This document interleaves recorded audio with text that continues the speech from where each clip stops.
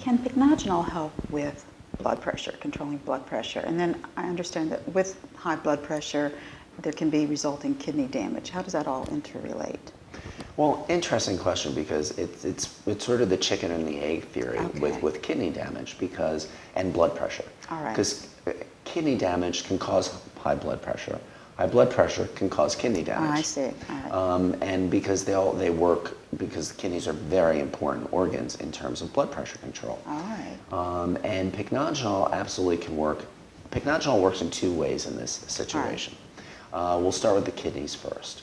And how pycnogenol works to support kidney health is that it works in microcirculation. So it works in the very small blood vessels. And kidneys are almost an end organ, we call it, because it's sort of one of the last places where the blood vessels go to.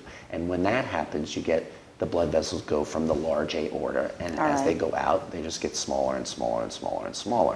Okay. So it gets down to the capillary levels, and that's what feeds the kidneys.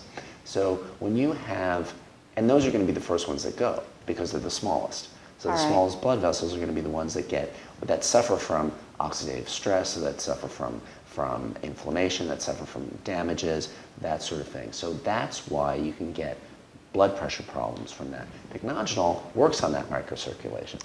So it helps to keep those little tiny capillaries open. So that's why it can help support kidney health. And then with blood pressure, keeping your kidneys healthy are going to keep your blood pressure in a healthy range. Now, there's other causes for blood pressure. And the way pycnogenol works in that situation is by helping to keep our blood vessels patent or open. Because what is the term? Patent. Okay. Just another, of course, our fancy medical word for open. And of course, we have to have our fancy words so you think we're smart. And so they keep the blood vessels open, and they do that by using collagen and elastin. Okay.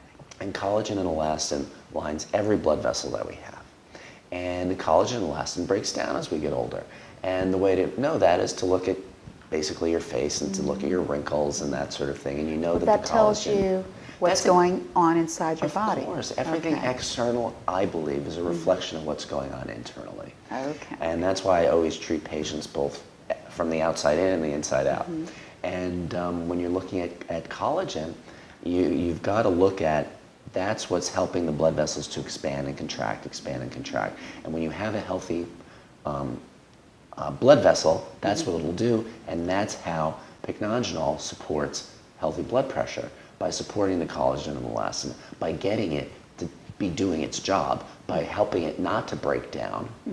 And then therefore, it'll keep those blood vessels working. And that's what keeps blood pressure working. It's not salt. I mean, there's very few people that, I think it's less than 5% of the population that are salt sensitive when it comes to less than hypertension. 5%? Yes, it's less than 5%. I know, it's one of those things. It's just like, don't eat too many eggs, it'll give you cholesterol. Exactly. Yeah, it's another one of those urban myths. An urban myth, well put, yes. So they work together. You keep the capillaries open, the very small capillaries, right, to the kidneys. They're the tiniest blood vessels. So pycnogenol will work on microcirculation. So that's the capillaries. So it helps to keep them open. So it'll keep the kidneys functioning well, because that's where a lot of pharmaceutical medications work specifically in the kidney.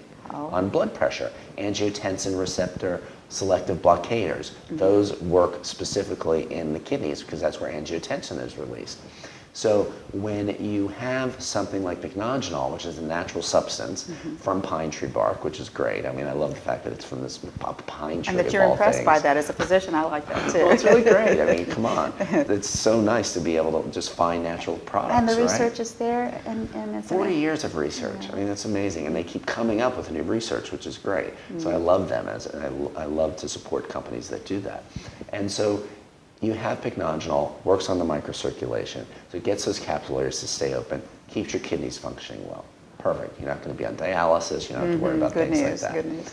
And then you've also got it working on your larger vessels. So it keeps them open, make sure that they open and close and do their things, because our blood vessels are constantly dilating, opening, constricting, closing. So they're constantly doing that.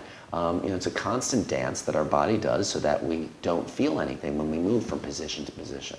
Because otherwise you get dizziness, vertigo, and it keeps the blood vessels open. You keep your blood vessels, the ability to open and close, that's when you're going to have a good, healthy blood pressure.